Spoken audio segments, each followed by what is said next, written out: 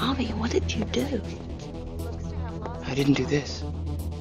No, I did.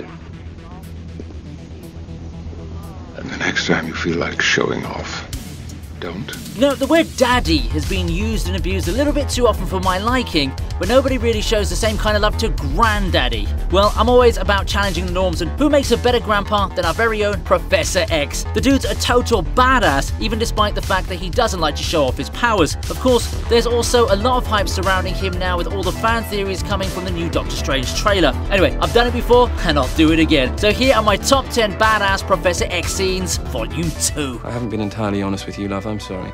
You see, one of the many spectacular things my mutation allows me to do is that I can read your mind. We've always known our beloved Baldy as a sweet old man in a wheelchair. However, X-Men First Class went on to show us a younger version of the character that definitely wouldn't need any mind control tricks to get the job done, if you know what I mean. Anyway, the charming professor tries to offer his help to the CIA at their headquarters, but they think they're being hustled by a magician. He proves them wrong almost immediately by reading their minds and telling them about the secret missiles that they're trying to plant in Turkey. I think I'd rather ask you about the Jupiter missiles America are currently placing in Turkey. It's a simple trick and it isn't a flex by any stretch of his imagination, but it's still super effective in establishing how easy it is for the professor to sniff out our dirtiest secrets. Yeah, you definitely don't want to meet him while playing Among Us. I know that trick doesn't work out perfectly because he's suspected to be a spy straight away, but luckily Mystique saves his ass with a transformation, so it's all good. You brought a goddamn spy!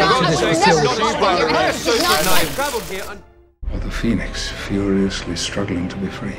She looks pretty peaceful to me. Because I'm keeping her that way. Professor X is usually known for being a good guy who helps everyone in the X-Mansion, especially Jean Grey. He'd built his entire narrative around the fact that he was helping her hone her Phoenix powers right from the day they met. However, in a brief confrontation with Wolverine, he reveals that he was actually using his powers to manipulate Jean into suppressing the Phoenix. Yeah, good old Grandpa can be sus as well. Come on man, we were rooting for you all the way. Anyway, this goes on to show that while his intentions might have been noble, Charles was willing to mess around with a power much greater than him to avoid a possible catastrophe. Well, he failed miserably at that, but it was still an important moment that added a new layer to his character's motivations. When she was a girl, I created a series of psychic barriers to isolate her powers from her conscious mind. Come on, man. Logan was a roller coaster of emotions, and one of the moments that really hit us hard was seeing poor old Charles in his deteriorating mind state.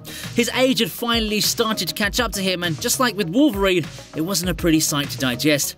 However, we do get some kind of comic relief when he gets into a grumpy old argument with Logan while being taken care of.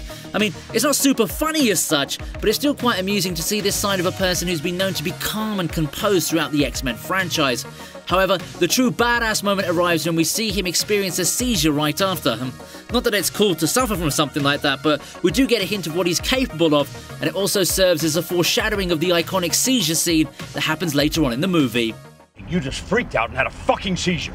Please be like the rest of the world, blaming someone else for your boring shit. Yeah, I know, Pop. You Homo sapiens and your guns. That's enough, Eric. It wouldn't be fair if I didn't include an entry from the OG X-Men film, so here it is. Magneto and Sabretooth are trying to make their getaway after a successful kidnapping, but they've still got one obstacle to overcome. No, it's not all those policemen standing in their way. It's Charles freaking Xavier controlling Sabretooth's mind and commanding him to grab Magneto's neck. Of course, Magneto pulls off a villainous twist and shows us why he's such an iconic villain, but this scene still highlights the Professor's telekinetic abilities. And if you think about it, the dude can control anyone within the vicinity and get them to do whatever he wants. That's a seriously dangerous power to possess, and he wields it with humility. It was the first time we saw him in action, and it made us respect him even more after watching how he handled the situation after Magneto's threats. Some might say he lost the battle of wits, but I'd say he won our hearts. Hello, Logan. How's this possible? As I told you a long time ago, you're not the only one with gifts. Right, if you want to stay back to watch the mid-credit scene in The Wolverine, well then, That's on you, to be honest. This movie was definitely a great upgrade from the abomination that was X-Men Origins, and it gave us a nice little cherry on the cake when we saw Wolverine meeting Charles at the airport. Now, this might have come as a surprise to many of the fans, but it was kind of expected if you'd watched another mid-credit scene, the one at the end of X-Men: The Last Stand.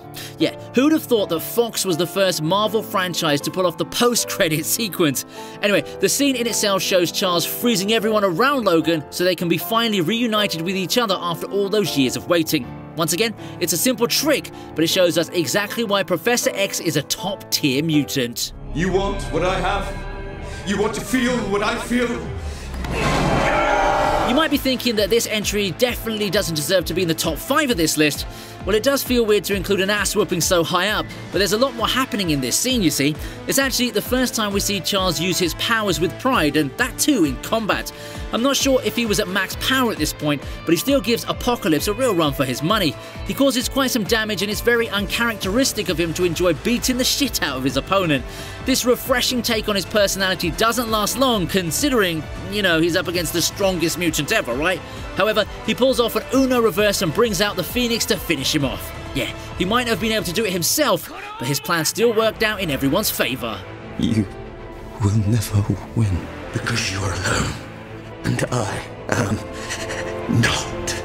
I'm looking for hope. I will bring you hope, old friend, and I ask only one thing in return. Don't get in my way. I'm a sucker for introductions, and this one really set the tone for the love-hate relationship between the two opposing leaders of the X-Men franchise. Charles confronts Eric during the Mutant Registration Act hearing, and they have a go at each other's respective philosophies regarding the coexistence of mutants and humans. The scene perfectly establishes the conflicting views between the two, as well as giving us an idea about their shared history. Professor X tries to persuade Magneto to forgive humanity, but he ain't abandoning his need for vengeance and mutant domination. There's nothing too fancy in terms of action here, but Xavier's patience and understanding gives us an idea of what to expect from his character. That's why it's such a great introduction, and one of the reasons why Sir Patrick Stewart is, and will always be, the perfect actor to play this iconic role. And I will always be there, old friend. I believe that true focus lies somewhere between rage and serenity.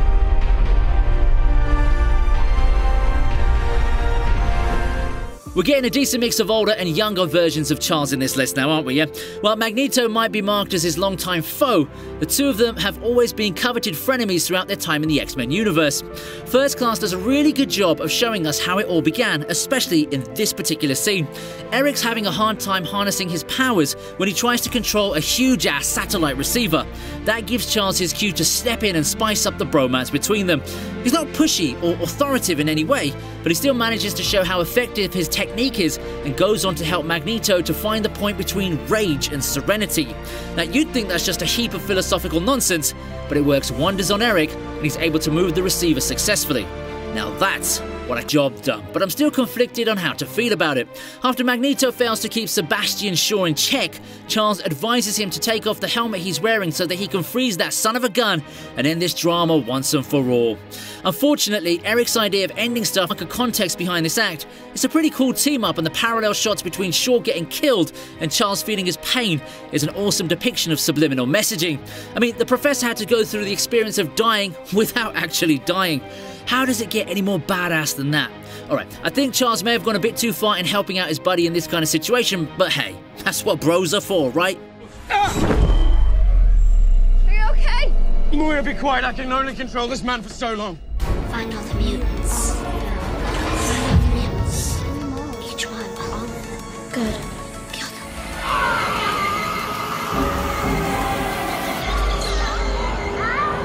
I keep telling you that Charles is easily amongst the most powerful mutants to have ever lived, and nothing shows it better than this moment. Sure, he's being manipulated by Stryker's son to kill every mutant on the planet, but I'm not interested in morality here, okay?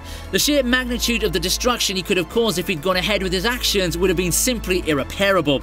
Of course, Magneto doesn't help when he switches Charles's target to humans, but the principle still stands. Professor X can cause global destruction if he wants to.